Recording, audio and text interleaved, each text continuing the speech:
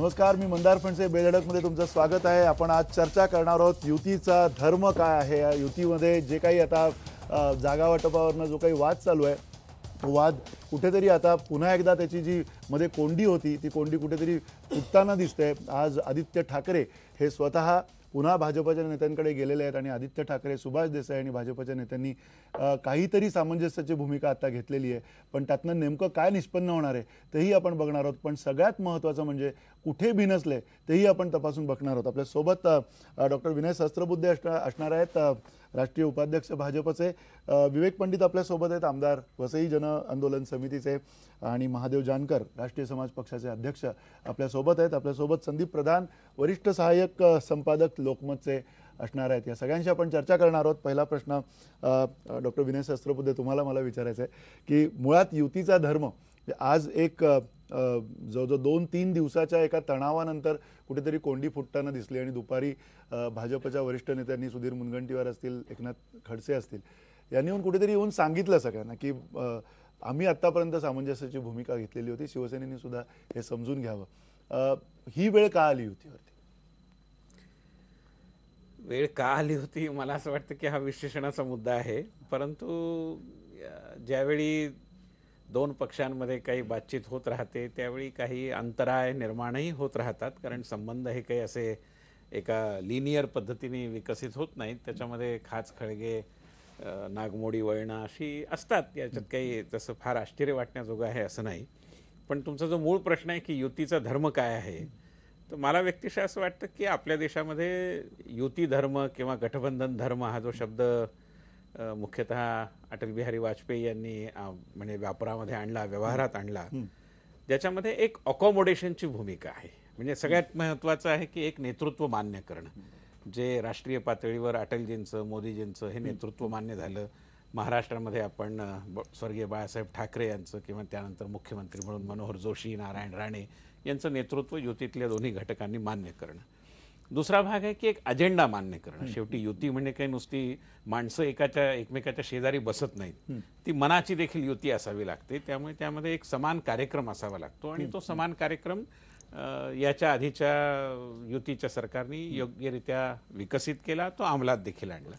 आणि तिसरा भाग आहे की रणनीतीमध्ये जागांच्या बाबतीमध्ये एक देवाणघेवाणीची भूमिका आणि एक लवचिकता, कुठल्याही प्रकारचा ताठरपणा जो असतो तो बाजूला ठेवणं. मला असं वाटतं की या सूत्रांबद्दल जर एकमत झालं तर युतीचा धर्म नावाचं वेगळं डिफाईन करण्याची आवश्यकताच पडणार नाही.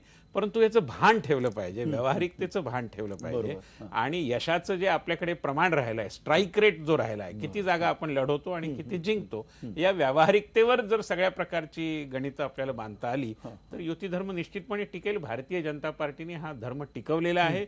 जिथे जिथे, मी केवळ महाराष्ट्राचं उदाहरण घेत नाही, पण बिहारमध्ये, ओरिसामध्ये, आसाममध्ये अनेक ठिकाणी आमचे मित्रपक्ष आहेत आणि पक्षांनी प्रसंगी स्वतःचा जनाधार जो आहे तो एक प्रकारे आंदण देऊन त्या पक्षांना अकोमोडेट केलेलं आहे. याचा खूप प्रदीर्घ इतिहास. पण तुम्ही जो स्ट्राईक रेटचा मुद्दा काढला, म्हणजे सुरुवातीला मला वाटतं या स्ट्राईक रेटच्या मुद्द्यावरनं ज्या काही 59 जागा आहेत, ज्या जागांवरती शिवसेनेने आतापर्यंत कधीही विजय मिळवला नाही, त्याची अदलाबदल करायची होती की त्या जागा पूर्णपणे शेअर करायच्या होत्या, पूर्णपणे आपल्या ताब्यात घ्यायच्या होत्या भाजपला? काय भूमिका होती त्याच्यातली? नाही, ताब्यात घ्यायच्या वगैरे असं काही भाषा वापरण्याचं कारण नाही, कारण तसा काही आमचा इरादा नाही. पण निश्चितपणे त्या जागा चर्चेकरता खुल्या असल्या पाहिजेत. आजही आमची तीच भूमिका आहे. त्याच्याबद्दल चर्चा झाली पाहिजे. ज्या ठिकाणी एखादा पक्ष जर वारंवार अपयशीच ठरत असेल तर त्या जागांच्या संदर्भात चर्चा व्हायला पाहिजे, खुलेपणा पाहिजे, मनाची दारं उघडी केली पाहिजेत आणि तपशिलामध्ये जाऊन चर्चा करून आपण निर्णयाला आलं पाहिजे. नक्की. पण हा निर्णय होताना विवेक भाऊ, तुम्ही या युतीतले एक घटक आहात आणि सातत्यानं शिवसेनेच्या बरोबर तुम्ही ही सगळी कामगिरी आतापर्यंतची केलेली आम्ही बघतोय. कुठेतरी तुम्हाला असं वाटतं का ही जी चर्चा किंवा हा जो संवाद आहे हा खूप उशिराने होतोय आणि त्याच्या मागची काय कारण असावीत असं तुम्हाला वाटतं? मला या संदर्भामध्ये की महाराष्ट्रातल्या जनतेला आघाडीचं सरकार नको आहे, ते युतीच्या सरकारची वाट पाहत आहेत. आणि माझं असं मत आहे की दोन्ही बाजूचे नेते हे मान्य करतायत की जनतेच्या आशा आकांक्षांसाठी आपल्याला त्यांचं स्वप्न पूर्ण करण्याकरता एकत्र राहिलं पाहिजे. त्याबद्दल काही वाद असायचं कारण आहे असं मला वाटत नाही. माझ्या मते माध्यमांनी हा याचा जास्त भाऊ केलेला आहे. कारण ज्या वेळेला निवडणुका येतात आणि अशा पद्धतीने दोन पक्ष आता अधिक पक्ष एकत्र येतात त्यावेळेला जागांच्या वाटपांसंदर्भामध्ये अशा पद्धतीचे ताणतणाव येणं ही आजचीच नाही, ही सातत्यानं घडत आलेली गोष्ट आहे.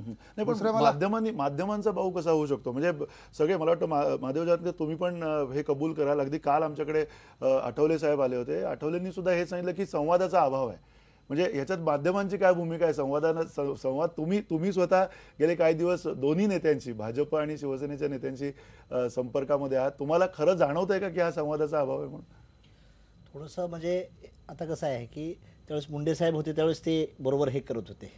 तर आता थोडासा संवादाचा अभाव झालेला आहे.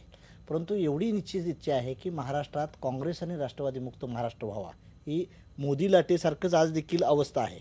मी ग्रामीण भागातला ग्रासरूटचा कार्यकर्ता म्हणून बोलतोय. सामान्य माणसाचं म्हणणं आहे की काँग्रेस आणि राष्ट्रवादीला हद्दपार करा.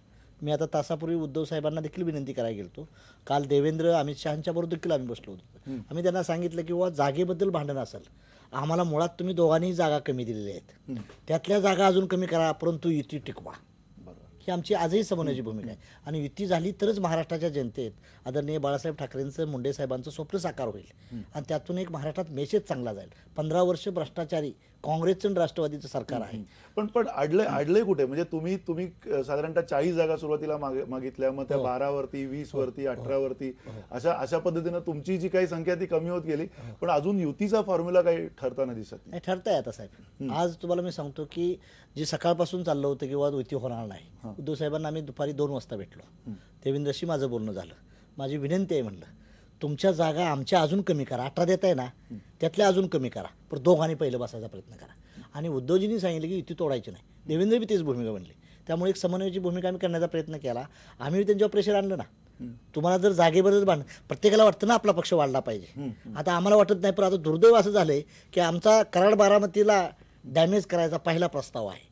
आणि त्यामुळे हे मोठे पक्ष जर जिवंत राहिले तर आम्ही कुठेतरी ह्याच्यात राहू.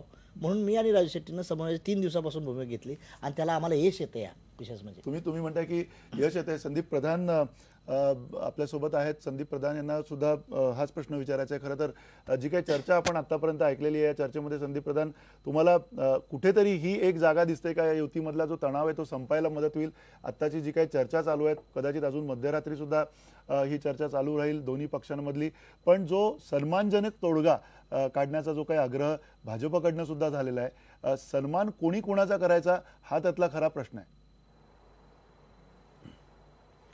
निश्चितच याच्यामध्ये प्रश्न असा आहे की आता जे अडलंय ते एक साधारण 5-6 जागांवरून अडलेलं आहे. म्हणजे शिवसेनेने आपलं मिशन 150 जागांचं जाहीर केलेलं आहे. त्यामुळे 150 जागा जर निवडून आणायच्या तर त्याच्यापेक्षा जास्त म्हणजे किमान 4-5 जागा तरी जास्त लढवल्या पाहिजेत असं शिवसेनेला वाटतं. त्याच वेळेला भाजपला असं वाटतं की आम्ही मागच्या वेळी 119 जागा लढवल्या होत्या, आता जर आम्ही 9 जागा मित्रपक्षांना दिल्या तर आमच्याकडे 110 जागा उरतात आणि आमची जी काही लढवणाऱ्या जागांची संख्या आहे ती कमी होते. त्यामुळे कुठेतरी ही संख्या भरून काढण्यासाठी आणि आम्ही जे पूर्वी 117 जागा लढलो होतो तेवढ्यापर्यंत आम्हाला जागा मिळण्यासाठी कुठेतरी 125-126 जागा आम्हाला मिळाव्यात. त्यामुळे आता हे 119 पासून 126 पर्यंत एवढं अंतरच फक्त खेचून न्यायचं आहे आणि त्याच्यासाठी ही सगळी चर्चा किंवा त्याच्यासाठी ही रस्सीखेच आता सुरू आहे. पण आता मगाशी म्हणजे सहस्त्रबुद्धे म्हणाले ते मी ऐकत होतो. असं आहे की त्याच्यामध्ये सूत्र 2 ठरली होती. एक असं होतं की लोकसभा निवडणुकीमध्ये भाजप हा मोठ्या भावाच्या भूमिकेत असेल आणि विधानसभा निवडणुकीमध्ये शिवसेना राहील. आता भाजपने काय केलं की लोकसभा निवडणुकीच्या निकालानंतर भाजपला असं वाटायला लागलं की हे जे निकाल आलेले आहेत ते मोदींच्या करिश्म्यामुळे आलेले असल्यामुळे विधानसभा निवडणुकीमध्ये सुद्धा मोठ्या भावाची भूमिका आपल्याकडे यायला आहे. आणि दुर्दैवाने असं झालंय की युती ज्यांनी केली, मग ते बाळासाहेब असतील, प्रमोद महाजन असतील, गोपीनाथ मुंडे आज हयात नाहीत, आणि ज्यांनी प्रत्यक्ष युती घडताना त्याच्यामध्ये सहभाग नव्हता असे नेते आता युतीच्या वाटाघाटी करतायत. त्यातही काही जे मंडळी आहेत की ज्यांना थेट निवडणूक लढवायची नाहीये, अशा मंडळींनी पक्षामध्ये आग्रही भूमिका घेतली की आपण युती तोडली पाहिजे आणि त्यामुळे हा सगळा तणाव निर्माण झाला होता असं म्हटलं तर ते चुकीचं होणार. पण पुन्हा एकदा विनयजी तुम्हाला हे वाटत नाहीये का की ही जी काही महत्वाकांक्षा सुरू झाली ती केवळ भाजपच्या पासून सुरू झाली आणि भाजपच्या एकूण जे काही तिथे निर्णय घेणारी जी काही मंडळी असतील त्या मंडळींमध्ये कुठेतरी हा सगळा एक प्रकार संवादाचा अभाव होता, त्यातून हे सगळं झालं. नाही, संवादाचा अभाव वगैरे काही नव्हता. अनेकदा अनेक पद्धतीने संवाद झालेला आहे. संवादाच्या बाबतीत आमच्या बाजूनी कधी अडचण राहिली असं मला वाटत नाही. आमचे नेते ज्यावेळी जिथे कुठे ठरेल त्या ठिकाणी कुठल्याही प्रकारचा आडपडदा न ठेवता चर्चेला सामोरे गेले, खुल्या मनाने चर्चा केली. पण ही भावना होतीच. म्हणजे हे उघडच आहे ना की देशामधलं सध्याचं वातावरण, आणि हे आम्ही नाही म्हणत, महादेवराव जानकरांनी आपल्याला सांगितलं की ग्रामीण भागामध्ये कुठेही तुम्ही जा, नरेंद्र मोदींची एक लाट आहे आणि मोदींसारखंच सरकार महाराष्ट्रामध्ये असायला हवं, अशा प्रकारची भूमिका आहे. त्यामुळे हे जनमनाचा हा जो काही कानोसा आहे, जो कोणी तो कानोसा घेईल त्यांना हे लक्षात येईल. हे लक्षात घेतल्यानंतर भारतीय जनता पार्टीने एक सन्मानजनक अशा प्रकारची, असं ना कधीच अशा प्रकारची ताठर भूमिका घेऊन चालत नाही. जागांच्या संख्येमध्ये वारंवार थोडे थोडे इकडे इकडे असे बदल झालेले आहेत आणि ते परिस्थितीनुसार होतच असतात. आणि पुन्हा पुन्हा मी त्या स्ट्राईक रेटच्या मुद्द्याकडे येतो की भारतीय जनता पार्टी म्हणजे जास्त जागा लढवल्या याचा अर्थ त्या जो जागा लढवतो त्याला जास्त मिळतात असं घडत नाही, असा इतिहास आहे. जो जागा जास्त मिळवतो त्याच्या त्या टिकून राहतात असंही घडत नाही, तोही इतिहास आहे. त्यामुळे आणि भारतीय जनता पार्टीने मी वारंवार सांगू इच्छितो की आतापर्यंत युती धर्माला जागून अनेकदा स्वतःच्या जनाधारावर देखील पाणी सोडलं. आणि आपल्याला माहिती आहे महाराष्ट्रातले, मी तपशिलात जात नाही, परंतु ठाण्यासारखा भाग असेल किंवा पुण्यासारखा, नाशिकसारखा, विदर्भातले काही जिल्हे असतील, त्या ठिकाणी आम्ही आपणहून एक प्रकारे अकोमोडेशनची भूमिका घेतली. मला या इतिहासात जायचं नाहीये फारसं, पण मला म्हणायचा मुद्दा असा की या प्रकारे युती व्हावी याबद्दलची जी कमिटमेंट आहे ती भारतीय जनता पार्टीने अनेकदा अनेक ठिकाणी, केवळ महाराष्ट्रात नव्हे, ही दाखवलेली आहे. आणि जर आपल्याला काँग्रेसमुक्त भारत करायचा असेल, देशामध्ये एक वेगळ्या प्रकारचं शासन आणायचं असेल, लोक ज्याला वैतागलेले आहेत ते संपवायचं असेल आपल्याला, तर आपल्याला हे केलं पाहिजे. याबद्दलची आमची भूमिका ठाम आहे, ही समजून घ्यावी एवढीच आमची अपेक्षा. अच्छा, म्हणजे ही भूमिका समजून घेण्यात शिवसेना कमी पडते का, हेही आपण समजून घेऊयात एका छोट्याशा ब्रेक नंतर.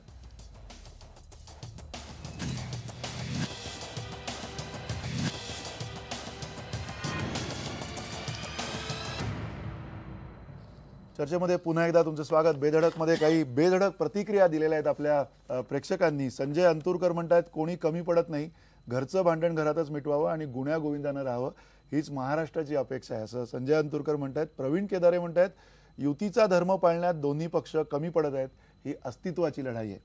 रवी मोरे पाटील म्हणतात, शिवसेनेचा अडेलतट्टूपणाच या घोळाला कारणीभूत आहे आणि भाजपनं मनसेसोबत सत्ता मिळवावी, असं रवी मोरे पाटील म्हणतात. तुषार जगताप पाटील म्हणतात, शिवसेना कमी पडते, जर युती तुटली तर भाजपपेक्षा शिवसेनेला फटका बसेल.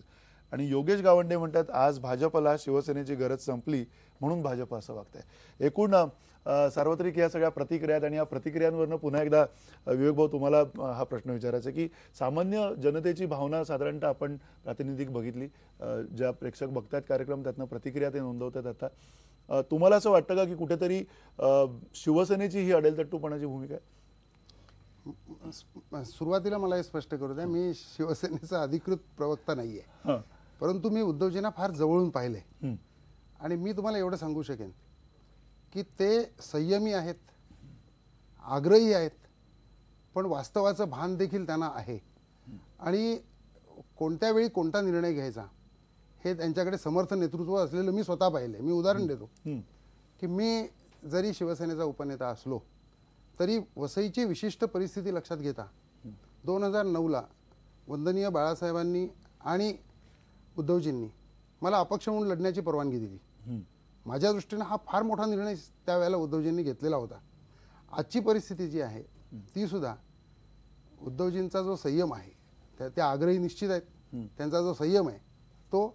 आणि मागचं जर पाहिलं आपण की ज्या वेळेला वाजपेयींचं सरकार होतं त्यावेळेला इतर अनेक छोटे छोटे घटक पक्ष ज्या वेळेला त्याला त्रासदायक ठरवत होते पक्षाला, त्यावेळेला सर्वात मोठी भूमिका आणि एक प्रकारे व्यापक भूमिका, टिकून राहण्याची भूमिका ही माननीय शिवसेना प्रमुखांनी घेतली होती.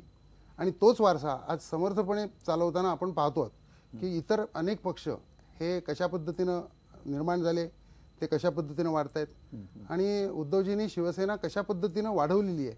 आणि त्यांना जो जनाधार आहे विशेषतः की ते शेतकऱ्यांच्या आत्महत्यांच्या बाबतीत असेल, खेडोपाडी फिरलेले आहेत. आजही त्यांना खेडोपाडी काय आहे त्या भावनांचा एक फील हा उद्धवजींना असल्यामुळे मला असं वाटतं की उद्धवजी हा योग्य वेळी योग्य निर्णय घेतील. अच्छा, योग्य वेळी योग्य निर्णय घेतील. पण संदीप प्रधान, तुम्हाला ह्या ज्या सार्वत्रिक प्रतिक्रिया आपण बघितल्या, आता आलेल्या प्रेक्षकांच्या ज्या प्रतिक्रिया आहेत, ज्याच्यामध्ये साधारणतः प्रत्येक जण प्रत्येक वेगवेगळ्या पद्धतीने ह्या सगळ्या घटनेकडे दिसतोय आपल्याला, तुम्हाला असं वाटतं का की कदाचित जसं विवेक पंडित म्हणाले, उद्धव ठाकरे यांना सुद्धा भाजपच्या इतकाच आज आत्मविश्वास असणार आहे आणि या दोन आत्मविश्वास असलेल्या तुल्यबळ युतीमधल्या घटक पक्षांची ही एक प्रकारची कोंडी झालेली आहे त्यांच्याच आत्मविश्वासाच्या समोर? निश्चित निश्चित याच्यामध्ये असं आहे की भाजपला आपली शक्ती वाढल्याचं ची जाणीव झालेली आहे लोकसभा निवडणुका निकालानंतर. बरं, भाजपकडे आता नरेंद्र मोदी यांचं नेतृत्व आहे, त्यामुळे त्याच्यावरती भाजपच्या नेत्यांचा आणि कार्यकर्त्यांचा विश्वास आहे. पण त्याच वेळी शिवसेनेला असं वाटतं की आपल्याकडे जी संघटनात्मक ताकद आहे ती आपल्याला निश्चितच येत्या विधानसभा निवडणुकीमध्ये आपल्याला अधिक फायदेशीर ठरू शकेल. आणि त्यांचं असं म्हणणं आहे की ही शिवसेनेची संघटनात्मक ताकद होती महाराष्ट्रात, म्हणूनच महाराष्ट्रामध्ये मोदींची सुद्धा लाट प्रभावीपणे चालली नाही, तर काही राज्यांमध्ये ती तेवढी प्रभावीपणे चालली नाही. त्यामुळे निश्चितच की कुठेतरी दोन्ही पक्ष आपापले दावे सोडायला तयार नाहीत. पण हे काही आज नाही सुरू आहे. म्हणजे जेव्हा शिवसेनेतून नारायण राणे बाहेर पडले, राज ठाकरे बाहेर पडले, तेव्हा सुद्धा भाजपला असं वाटायला लागलं की आता शिवसेना कमकुवत झालेली आहे. किंवा ज्या वेळेला प्रमोद महाजन यांचं निधन झालं आणि शिवसेनेमध्ये गोपीनाथ मुंडे आणि नितीन गडकरी या दोन नेत्यांमध्ये संघर्ष सुरू झाला, तेव्हा शिवसेनेच्याही नेत्यांकडून असा दावा केला जात होता की यामुळे भाजप कमकुवत झाले. त्यामुळे दोन्ही पक्षाकडून एकमेकांची शक्ती कमकुवत झाल्याचे दावे हे साधारण 2004च्या निवडणुकांपासून सातत्याने आता 2014 पर्यंत केले जात आहेत. आणि आता लोकसभा निवडणुकांच्या निकालानंतर या परस्परांच्या शक्तिपाताचे दावे करण्याला आणि स्वतःची शक्ती वाढल्याचे दावे करण्याला चा कळसाध्य गाठलेला आहे असं आपण म्हटलं तर ते चुकीचं ठरणार नाही. नक्की. पण त्याबरोबरीनं खरं तर विनयजी तुम्हाला हा प्रश्न विचारायचा आहे की ही सगळी परिस्थिती म्हणजे काय परिस्थिती निर्माण होणार आहे, किती कमी वेळामध्ये निवडणुका होणार आहेत, हे सगळं माहिती असताना खरं तर अनेकांच्या अपेक्षा होत्या की सर्वाधिक सुनियोजित असा सगळा कार्यक्रम जो असेल तो युतीकडनं येईल. कारण ज्या पद्धतीनं सुनियोजित पद्धतीनं लोकसभेच्या निवडणुका झाल्या आणि त्याचे जे परिणाम आले समोर, त्याच्यावरनं हे वाटत होतं, या अपेक्षा होत्या. पण त्या अपेक्षा आता समोर पूर्ण होताना दिसत नाहीये. मला असं वाटतं की इतक्यात घाईघाईने निष्कर्ष काढण्याचं काही कारण नाही. तसं असतं तर चर्चा चालूच राहिल्या नसत्या. आणि त्यामुळे चर्चा चालू आहे तोपर्यंत आशेला जागा आहे. फक्त मी एवढंच सांगू इच्छितो की इथे भारतीय जनता पार्टीची भूमिका कुठल्याही प्रकारे हटवादीपणाची किंवा अडेलतट्टूपणाची नाही. भारतीय जनता पार्टीची भूमिका ही नेहमी लवचिकतेची आणि मित्रपक्षांच्या बरोबर एक सामंजस्याने व्यवहार करण्याची राहिली आहे. आणि त्यामुळे आता या ठिकाणी असं सांगितलं गेलं की शक्तिपाताचा साक्षात्कार किंवा त्यामुळे शक्ती वाढल्या असा मुद्दा नाहीये. जुन्या शक्तिपात किंवा नवा शक्ती संचय असा मुद्दा नाहीये. मुद्दा काय आहे की ज्या 59 जागांवर आमचा मित्रपक्ष कधी यशस्वी झाला नाही त्या चर्चेकरता खुल्या असल्या पाहिजेत. याच्यामध्ये कुठल्याही प्रकारचा अव्यवहार्यपणा नाही, याच्यामध्ये कुठल्याही प्रकारचा ताठरपणा नाही, याच्यामध्ये कुठल्याही प्रकारचा हटवारीपणा नाही. त्यामुळे ही एक स्वच्छ भूमिका आहे, स्पष्ट भूमिका आहे. त्याला मनाची कवाडं खुली ठेवून जर त्याच्याकडे बघितलं आपण तर मला असं वाटतं की त्यातनं मार्ग निश्चितपणे निघू शकतो. याच्या आधी युती धर्माचीच भाषा आपण करतो म्हणून मी केवळ या ठिकाणी नम्रपणे सांगू इच्छितो की प्रतिभाताई पाटील यांची राष्ट्रपती पदाची निवडणूक, प्रणव मुखर्जी यांची निवडणूक, कधी काळी शरद पवारच पंतप्रधान व्हावेत अशा प्रकारच्या घेतल्या गेलेल्या भूमिका, या सगळ्यांकडे दुर्लक्ष करून, कारण हे त्या वेळेचे विषय आहेत असेल, आपला युती धर्म हा त्यापेक्षा मोठा आहे, आव्हान मोठं आहे, त्यामुळे छोट्या प्रश्नांकडे दुर्लक्ष करून आपण पुढे जाऊया अशा प्रकारची अकोमोडेशनची भूमिका घेत आम्ही पुढे गेलेलो आहोत. आणि मला असं वाटतं की याची योग्य जाणीव आमच्या मित्रपक्षांच्या मंडळींना निश्चितपणे असेल. माझी अजूनही आशा आहे की असं होईल आणि छोट्या छोट्या कारणांसाठी मोठं लक्ष जे आपल्या समोर आहे त्याचा विसर आपल्याला पडणार नाही अशी एक आशा आम्ही बाळगून आहोत. आणि आम्हाला असं वाटतं की असं होईल, असं व्हावं अशी आमची इच्छा आहे. अच्छा, तुम्ही म्हणता अशी इच्छा आहे, पण महादेव जानकर तुम्हाला ही भाऊबंदकी वाटते का? म्हणजे पुन्हा मोठा भाऊ छोटा भाऊ, भूमिका बदललेल्या आहेत गेल्या काही काळामध्ये, अशा प्रकारची भाऊबंदकी अगदी म्हणजे कोणीच कोणाचं ऐकायला तयार नाही अशी परिस्थिती दिसते. दिसत होती, परंतु आज थोडं त्याला चर्चेला वाट मिळालेली आहे. आणि जे पूर्णच बंद दरवाजा व्हायचं होतं ते मला वाटतं की आजच्या ह्याच्यानं उद्धव साहेबांशी भेट झाल्यानंतर वाटलं की त्यांनी सांगितलं की महादेवराव युती आपली 100% होणार आहे, कुणीही काय होईल विशेष म्हणजे. त्यामुळे मी आत्मविश्वास सांगतो की भाऊबंदकी काय होणार नाही. सेना बीजेपीची 25 वर्षाची युती आहे. आम्ही आता काल आलेलो आहे. आम्ही छोटे पक्ष आहे. आम्ही त्यांना दोघांनाही विनंती केली, तुम्ही मोठे भाव आहात, तुम्ही दोघं भांडणं केली तर आमची अवस्था काय होणार. तुमची लयच भांडणं होत असेल त्या जागा त्या मित्रपक्षाला द्या, म्हणजे तुमची भांडणं आपोआप मिटतील, असा तोडगा आम्ही त्यांना सांगितलेला. एक एक नवा प्रस्ताव तुम्ही दिला त्या निमित्ताने त्यांना. विवेक भाऊ, तुम्हाला पुन्हा जी ही सगळी परिस्थिती निर्माण झाली, युतीची सगळी समीकरण आहेत, तुम्ही अगदी तिथलं जमिनीवरचं जे काही राजकारण आहे ते तुम्ही बघितलेलं आहे. तुम्हाला असं वाटतं का की या सगळ्या परिस्थितीमुळे येणाऱ्या काळातला जो एक प्रकारची एक लाट होती, त्या लाटेला कुठेतरी एक चेक बसलाय, कुठेतरी एक प्रकारचा अडथळा आलेला आहे? मी आता पाहतोय आणि आपण देखील पाहतात, आपले प्रतिनिधी सर्वकडे फिरतायत. आता सुद्धा लोकांना महायुतीचंच सरकार पाहिजे. त्या आघाडीच्या सरकारला कंटाळलेले आहेत. मुद्दे अनेक आहेत, पण शेतकऱ्यांच्या आत्महत्यांचा प्रश्न असेल, शेतकऱ्यांच्या एकूण धोरणाचा प्रश्न आहे, लोडशेडिंगचा प्रश्न आहे. म्हणजे शेतकरी, कामगार, मध्यमवर्ग, व्यापारी या आघाडीच्या सरकारमध्ये कुणीही खुश नाही. आणि त्यामुळे लोकांना हे सरकार बदलून युतीचं सरकार आणायचं आहे, हे निश्चित लोकांनी ठरवलेलं आहे. हे जे आहे याची लोकांना देखील कल्पना आहे की हे जागा वाटपाच्या बद्दल अशा पद्धतीचं हे होत असतं, ताणतणाव होत असतात. त्यात काही फारसं अवघड आहे. ठीक आहे, ताणतणाव होत असतात. जागा वाटपाच्या संदर्भामध्ये अजूनही आशा आहे असं विनय सहस्त्रबुद्धे सुद्धा म्हणाले. आणि अर्थातच युतीचा धर्म नेमका काय आणि त्या युतीच्या धर्माला कोण जागतंय किंवा कोण जागत नाहीये हेही आपण तपासणार आहोत एका छोट्याशा ब्रेकनंतर.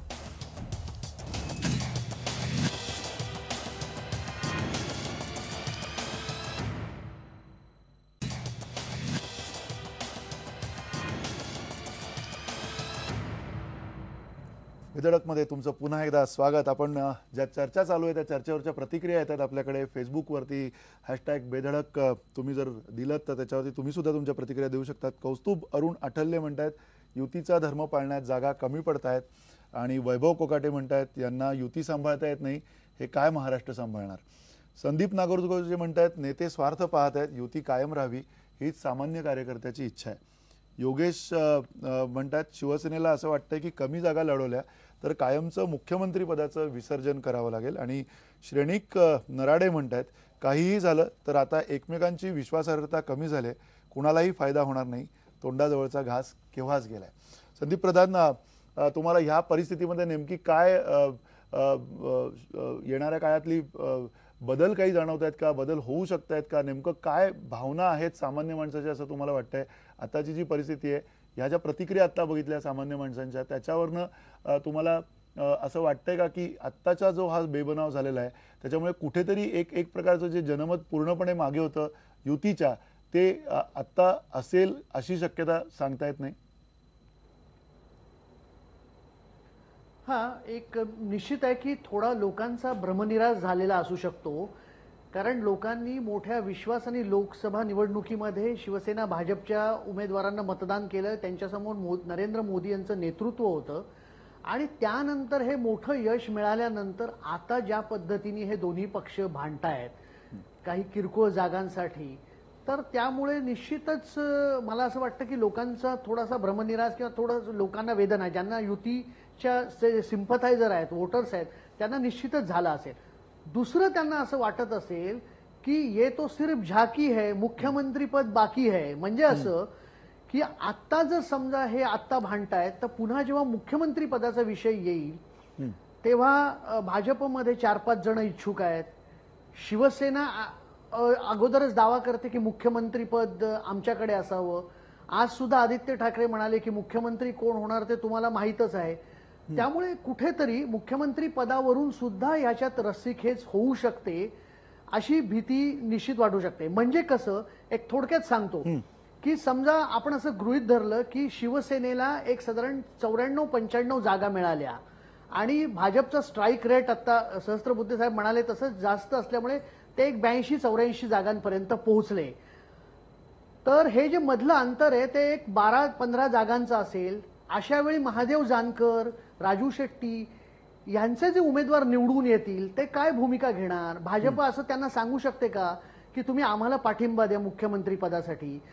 काही पश्चिम महाराष्ट्रातले तगडे काँग्रेस आणि राष्ट्रवादीचे नेते आज भाजपमध्ये येऊ इच्छितात. पण आत्ता मगाशी जसं सहस्त्रबुद्धे म्हणाले की ज्या जागा आम्ही सातत्याने जिंकत नाही त्या जागा आम्हाला शिवसेनेने सोडाव्या. त्या शिवसेनेने सोडल्या नाही तर कदाचित ते अपक्ष म्हणून रिंगणात उतरतील आणि असे निवडून आलेले समजा 8-10 अपक्ष असतील तर या सगळ्यांची मोड एकत्र करून भाजप उद्या मुख्यमंत्री पदावर सुद्धा दावा करू शकते आणि ते म्हणतील की यांचा आग्रह आहे की भाजपचा मुख्यमंत्री झाला पाहिजे. त्यामुळे मी म्हटलं की ये तो सिर्फ झाकी है, मुख्यमंत्री पद बाकी आहे. आणि ह्या सगळ्या गोष्टीची चिंता मला असं वाटतं ह्या प्रतिक्रिया व्यक्त करणाऱ्या लोकांना वाटते. नक्की तुम्ही म्हणता की चिंता लोकांना वाटते, पण पुन्हा विनयजी तुम्हाला हा प्रश्न विचारायचा की एकूण निवडणुकीचे शास्त्र बदलले हे आपण तर सगळ्यांनी मान्य केलं पाहिजे, कारण लोकसभेमध्ये ते दिसलेलं आहे. म्हणजे ही जी 84 जागा मिळतील, 90 जागा मिळतील, ही चर्चा सुद्धा आता करताना धडकी भरते ज्या पद्धतीनं लोकसभेमध्ये हे सगळे परिणाम आले होते. कुठेतरी जनमानस सुद्धा संपूर्णपणे बदललेलं आहे या सगळ्या परिस्थितीमध्ये आणि त्या जनमानसाच्या प्रतिक्रिया खूप वेगानं बदलत सुद्धा जाताना दिसत आहेत. काही गेल्या आठवड्यातल्या प्रतिक्रिया आणि आत्ता ह्याच्यामध्ये सुद्धा खूप वेगानं फरक होताना दिसतो. या सगळ्या मेकॅनिझमचा सुद्धा भाजप पक्ष म्हणून तुम्ही अभ्यास करून आताची जी भूमिका घेते ती पक्ष घेतोय? भूमिका असं आहे, राजकारण प्रवाही आहे आणि त्यामुळे 2009चं जे वातावरण होतं ते 2014 मध्ये नसतं. 14 मध्ये जे आहे ते 19 मध्ये कसं असेल आपल्याला माहिती नाही. पण एक आत्ताच्या समकालीन राजकारणातला कॉन्स्टंट काय आहे, समान धागा काय आहे, सातत्याने धागा समोर येतो तो काय आहे, तो म्हणजे नरेंद्र मोदी यांचं नेतृत्व आणि त्यावर जनतेने टाकलेला विश्वास आणि त्यांचा अजूनही शाबूत असलेला प्रभाव, ज्याच्याविषयी मी नव्हे महादेव जानकरांनी आपल्याला सांगितलं आहे. त्यामुळे हा जो भाग आहे तो जर लक्षात घेतला आपण तर लोकसभेचा विजय जसा ज्याच्यामध्ये नरेंद्र मोदी यांच्या प्रभावाचा फार मोठा वाटा होता हे सगळे जण मान्य करतात. जवळजवळ तीच परिस्थिती विधानसभेमध्ये होणार आहे असं आपल्याला दिसतंय. त्यामुळे हा जो कॉन्स्टंट आहे याचं एक भान आपण ठेवलं पाहिजे, एवढीच ह्याच्यामधली भूमिका आहे. बाकी जे जनमतामध्ये परिवर्तन घडत असतं, मला व्यक्तिशः असं वाटतं की लोकांना परिवर्तन हवं आहे आणि ते परिवर्तन कोण घडवू शकतं त्याच्या मागे लोक उभी राहणार आहेत. त्यामुळे मला व्यक्तिशः असं वाटतं की म्हणजे मतदानाचे पॅटर्न्स बदलत असले, लोकांच्या प्रवृत्ती बदलत असल्या तरी लोकांची सुशासनाची जी भूक आहे, आज भारतीय जनता पार्टीची जिथे जिथे राज्य आहेत, मग ते मध्य प्रदेश असेल, राजस्थान, गुजरात, सगळ्यात महत्त्वाचं गोवा, या सगळ्या ठिकाणी सुशासनाची पावती लोकांना मिळालेली आहे. काही ना काही नवं वेगळं अशा प्रकारचं शासनाची गुणवत्ता जी आहे ती वाढल्याचं लक्षण तिथे लोकांनी अनुभवलेलं आहे आणि त्यामुळे सुशासनाची आणि विकासाची भूक आणि त्या भूकेला भागवेल असं नरेंद्र मोदी यांचं नेतृत्व हे समीकरण लोकांच्या मनात घट्ट बसलेलं आहे. आणि मी आपल्याला सांगू इच्छितो की केवळ शहरामध्ये आहे, ते केवळ विशिष्ट वर्गामध्ये आहे असं मानण्याचं काहीही कारण नाही.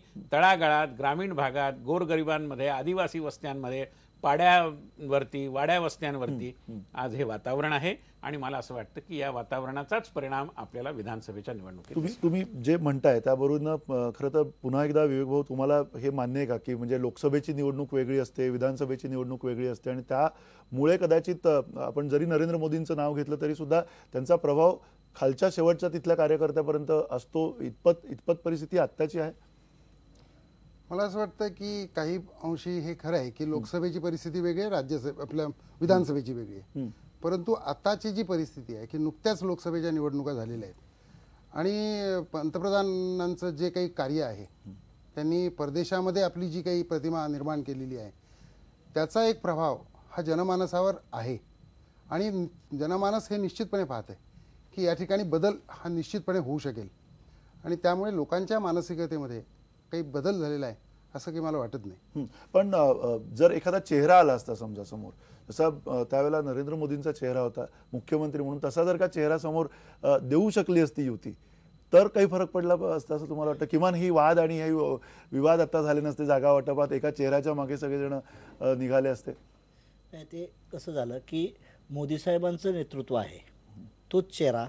पण आता शिवसेना आणि भाजप हे मोठे पक्ष असल्यामुळं म्हणजे त्या दोघांचं, शिवसेनेचं म्हणणं असेल किंवा मुख्यमंत्री आमचा व्हावा आणि भाजपाचं साहजिकच असं आमचं आहे. परंतु इथं एक ही ह्या गोष्टीला दोघं एकत्र आहेत किंवा दोघातले कुठले आमदार जास्त आले तर उद्धव असू द्या किंवा बीजेपीचं जे मोदी साहेब सांगतील त्यातलं फायनल होईल. ह्या मुख्यमंत्र्यासाठी सामान्य जनतेचं काही घेणं देणं नाही. महायुतीचा मुख्यमंत्री व्हावा एवढी इच्छा आहे आणि मोदींनी जी स्पीच केलं लाल किल्ल्यावर त्याचा इफेक्ट लोकांच्यात चांगला झालेला आहे. सर्व जे PM अगोदरचे होते काँग्रेसची, त्यांनी काय केलं, बुलेट प्रूफमध्ये केलं आणि हे ओपनमध्ये माणसात जाऊन सांगितलं. कॉमन पीपलची भाषा ती लोकांच्या मनात बसली. अरे बापरे, ही सारं सामान्य माणसाच्या हृदयातलंच ही बोलतंय. आणि बाकीचे PM घाबरत होते, हे म्हणजे काय नाही म्हणले, बुलेट प्रूफ विदाऊट प्रूफ. त्याचा इफेक्टही मोठा झालेला आहे. आणि तरुण वर्ग आहे, सामान्य तरुण वर्गात देखील त्या माणसाची इमेज जोरात बसलेली आहे. आणि आज इथं मुख्यमंत्र्यासाठी, उद्या BJPच्या कोट्यातला मुख्यमंत्री ठरला तर नरेंद्र मोदीच ठरवणार आहे ना. नरेंद्र मोदीच फायनल करणार आहे. जरी 5 लोकात भांडणं असली तरी चिठ्ठीवरून कुठून येणार आहे, दिल्लीवरून येणार आहे. त्यामुळे काय ही एक सगळ्यात मोठी आशेची आणि वजनाची गोष्ट आहे युतीमधल्या आत्ताच्या एकूण वातावरणामध्ये. आणि कदाचित हे वातावरण जरी निवळलं तरी त्याच्यात सुद्धा कदाचित नरेंद्र मोदी यांचा सुद्धा खूप मोठा हात असणार आहे. अर्थात एक छोटासा ब्रेक घेऊयात आणि ब्रेकनंतर पुन्हा एकदा हाच प्रश्न आपण उपस्थित करणार आहोत की युती ही अपरिहार्यता आहे का, राजकीय अपरिहार्यता आहे का महाराष्ट्रामधली, ही आपण तपासून बघणार आहोत एका छोट्याशा ब्रेकनंतर.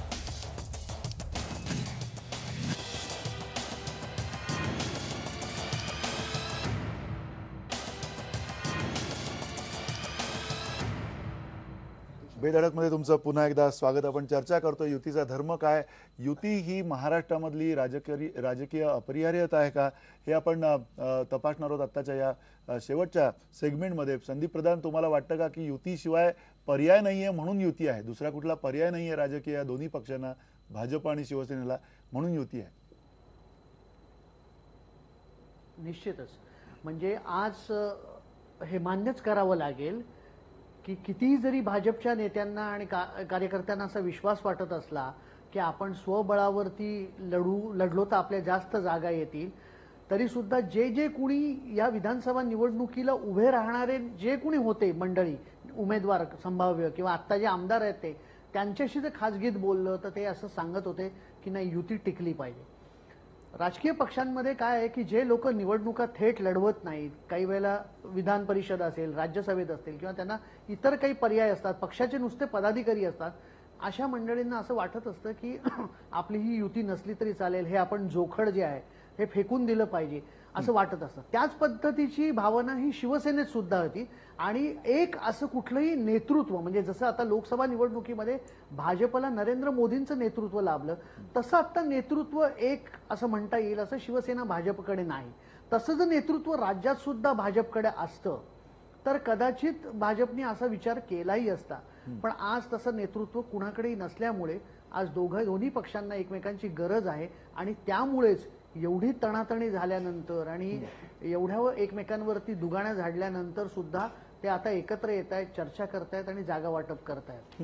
नक्की. पण महादेव जानकर, तुम्हाला हा प्रश्न विचारायचा, म्हणजे जाती संदर्भामध्ये आणि जाती सगळी समीकरणं महाराष्ट्रातली बघितली तर ती समीकरणं आणि आता एकेकाळी युतीला सगळेच जण काय जातीयवादी, धर्मवादी हे सगळं म्हणतात, आणि तरी सुद्धा आज RPI सारखी सुद्धा एक खूप मोठा गट महायुतीमध्ये आलेला आहे. वेगवेगळे शेतकरी गट स्वाभिमानीसारखं आलेला आहे, तुम्ही स्वतः आलेला आहेत की जे वेगळ्या एका चळवळीच्या ह्याच्यातून आलेला आहेत. तुम्हाला ही अपरिहार्यता वाटते राजकारणात? बिलकुल नाही. ज्यांनी शाहू फुले आंबेडकर पुरोगामाचा दौरा केला, आदरणीय पवारसाहेब असतील किंवा काँग्रेसवाले असतील, यांची नियत आणि नीतीमध्ये फरक आहे.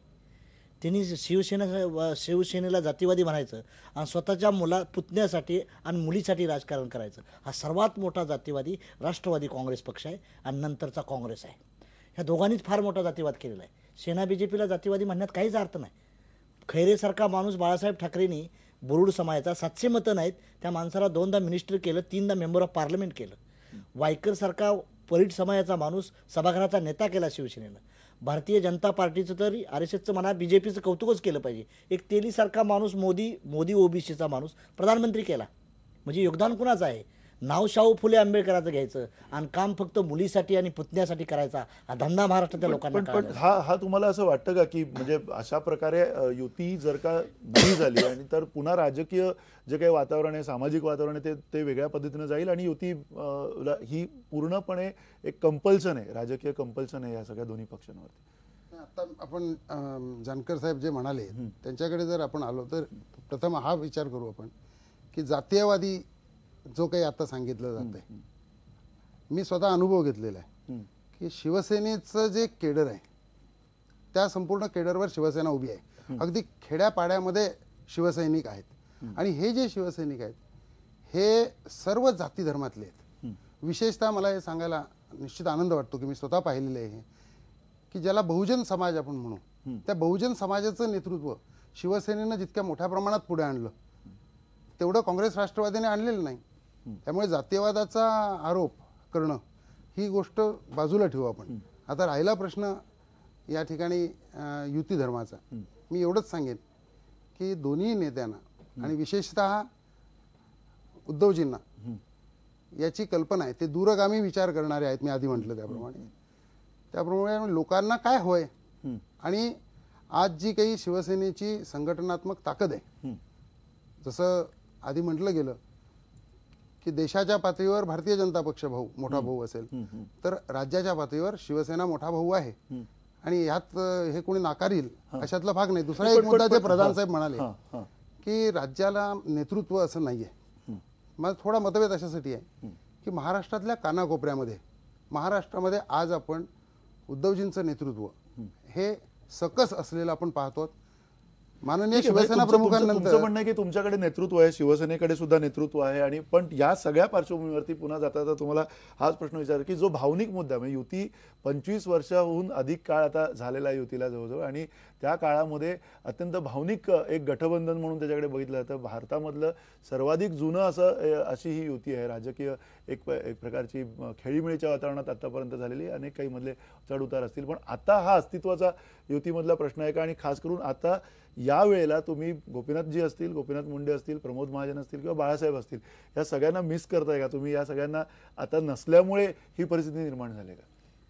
मला असं वाटत नाही. या सगळ्या नेत्यांविषयी माझ्या मनात अतिशय अपरंपार आदर आहे आणि त्यांनी केलं जे योगदान आहे ते अतिशय महत्त्वाचंच होतं आहे, यात काही शंका नाही. परंतु काळ पुढे जात असतो तसं नेते देखील मोठे होत असतात. लहान भाऊ सुद्धा कधीतरी मोठा भाऊ होतोच ना, आपल्याला माहिती आहे, आणि तोही आपल्या म्हणजे मोठ्या भावाच्या खांद्याच्या पेक्षा देखील कधी कधी वर जातो. हा देखील अनेक घरांमधला अनुभव आहे. पण प्रश्न तो नाहीये. मला या ठिकाणी आता असं बोललं गेलं की एवढा एकमेकाला दुगाण्या झाडून आरोप प्रत्यारोप होऊन, मी आपल्याला सांगू इच्छितो की भारतीय जनता पार्टीने कधी दुगाण्या झाडण्याचं काम केलेलं नाही. आम्ही आमच्या युतीतल्या मित्र पक्षाचा नेहमी सन्मान राखला. चर्चेत एक बोलायचं आणि संपादकीयातून दुसरं लिहायचं अशी दुहेरी नीती आम्ही कधी पाळली नाही, बाळगली नाही. आम्ही जे आमच्या पोटात आहे तेच आमच्या ओठात आहे. त्यामुळे त्याबद्दल काही शंका असायचं कारण नाही. युती धर्माच्या बद्दलची आमची निष्ठा ही पूर्णपणे निसंदेह अशा प्रकारची आहे. आता मुद्दा असा आहे की या ठिकाणी कुठल्याही प्रकारे म्हणजे युती ही आवश्यकता आहे का नाही, आवश्यकता किंवा कुठलाही अलायन्स, मी केवळ युतीच्या बाबतीत म्हणत नाही, आघाडी किंवा अन्य वेगवेगळ्या पक्षांच्या आज आघाड्यांचं सरकार अनेक ठिकाणी राज्यांमध्ये आहे. हे सरकार त्याच वेळी टिकतं ज्यावेळी परस्परांची गरज आहे असं अंतर्यामी वाटत असतं. आणि जर एखाद्या पक्षाला असं वाटलं की आम्हाला तुमची गरज नाही, तर तो पक्ष युतीतनं बाहेर पडतो.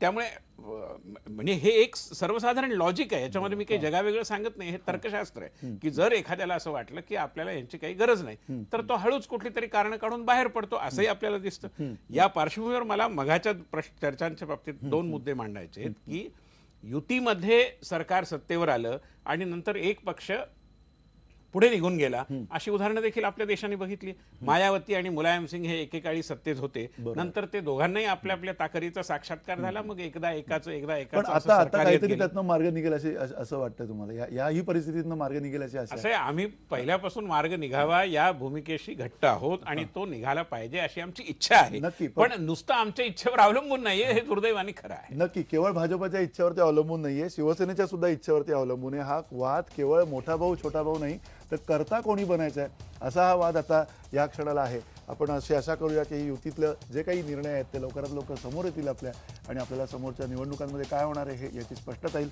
धन्यवाद. नमस्कार.